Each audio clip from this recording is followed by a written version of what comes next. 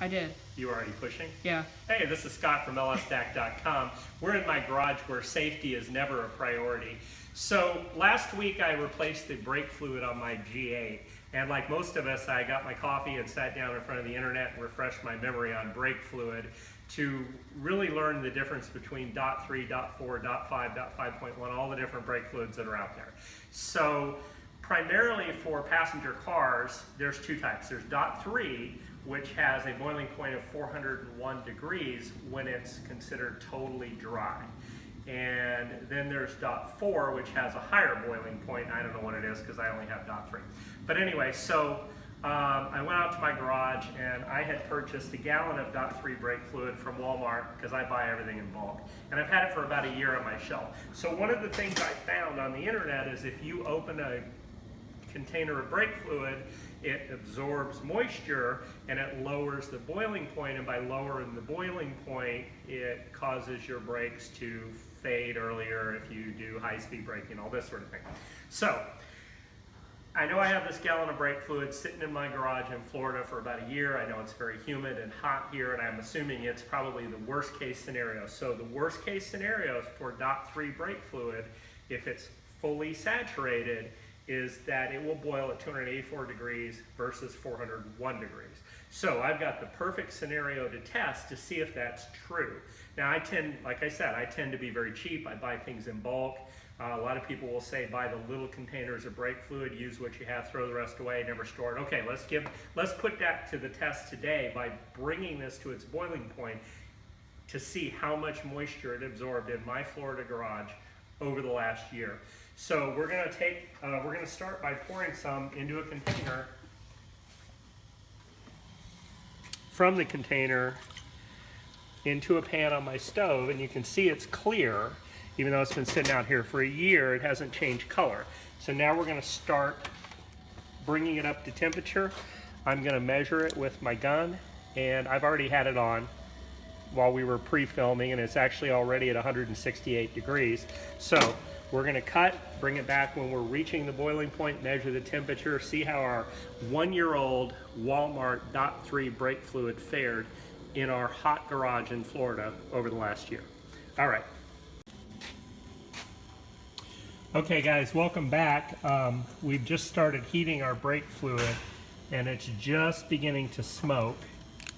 And my gauge is showing me it's about 230 degrees, and you can see there's just a little bit of smoke coming off right now. Okay, we're back again, and the temperature is now 250 degrees, and it's really starting to smoke. But there is no bubbling happening at this point. So I don't know what smoking means. I assume that every time you do some hard braking on your car, you're going to reach at least 250, 300 degrees commonly. But since the brake fluid's designed to go to 401 degrees, I'm assuming that the additives in the brake fluid can tolerate this temperature. Okay, the pan's continuing to smoke, and I've slowed down the burner because I don't want it to heat up too quickly. I want to be able to measure it. So right now we're at 305 degrees. The smoking is slowing down.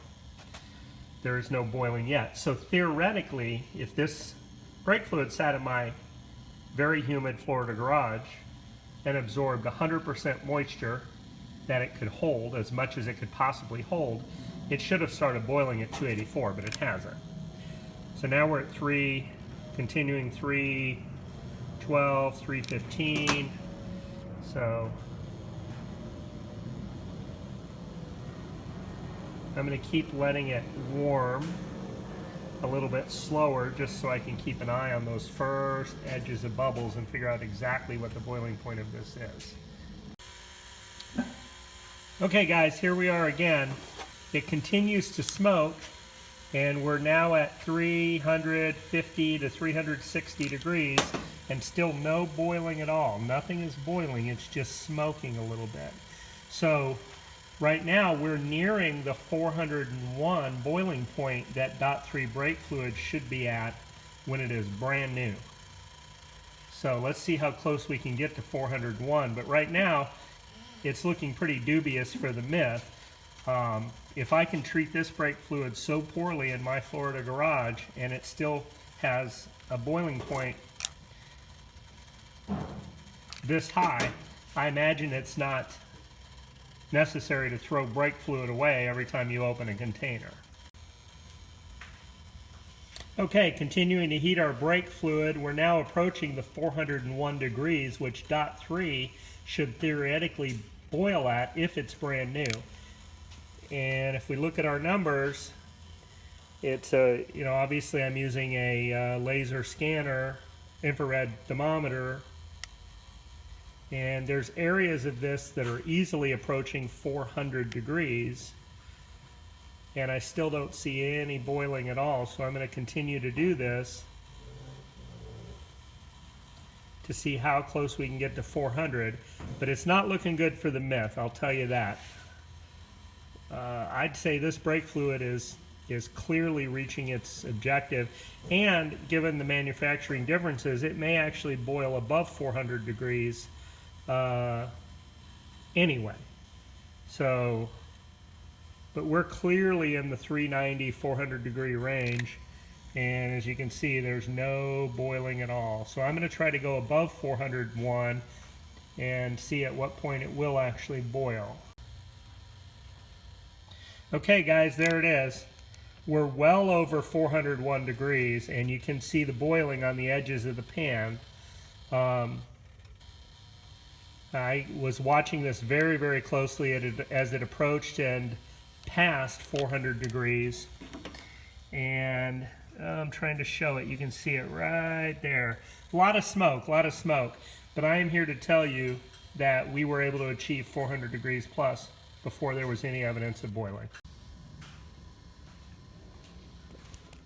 Okay guys, on a final note, as I'm watching my brake fluid cool down, one of the things I've always heard is you replace your brake fluid when it discolors. It turns brown. It starts to turn tea colored. So you guys watch me start with this brake fluid that was crystal clear out of a container, and all we did was heat it to a little over 400 degrees, and you can see how discolored it is. And it's not like I heated it to extreme. I only went to maybe 420, 430 degrees, which is slightly above its boiling point. And you can see how discolored it is. Now, I'm here to tell you that if you drive your car hard, you're likely to get your brake fluid hot. And as we can tell from this, it takes a very short period of time for that brake fluid to discolor. So unless you plan on replacing your brake fluid every time you drive your car hard, I don't think color is a good indicator of when your brake fluid needs to be changed. And just wanted to add that as I watched this cool down and I was thinking about what I'd read, maybe another myth. I don't know. Again, let me know what you think. 5, 4, 3. Okay, so here we are back to summarize our test. So what I learned on the internet is that DOT 3 and DOT 4 brake fluid are both synthetic. DOT 4 brake fluid has a higher boiling point than DOT 3 brake fluid. DOT 3 brake fluid theoretically boils at 401 degrees if it's brand new and totally dry. It can boil as low as 284 degrees when it's fully saturated, fully absorbed with moisture. So, like I said, I have a gallon jug that I used about a quart of it a year ago, put it on my shelf in my Florida garage in heat, cold the entire year, lots of humidity in Florida, and poured it into a pot on my stove. And even though we achieved a lot of smoking, there was not any boiling below 400 degrees. So worst case scenario, this brake fluid still maintained the 401 degree boiling point despite the way I treated it. So my belief is that it's a total myth. You don't have to buy small containers of brake fluid and throw it away. It's probably something that the brake fluid manufacturers tell you so that you'll throw away a bunch of brake fluid, I guess. I don't know. But anyway, that's my test. You saw it happen.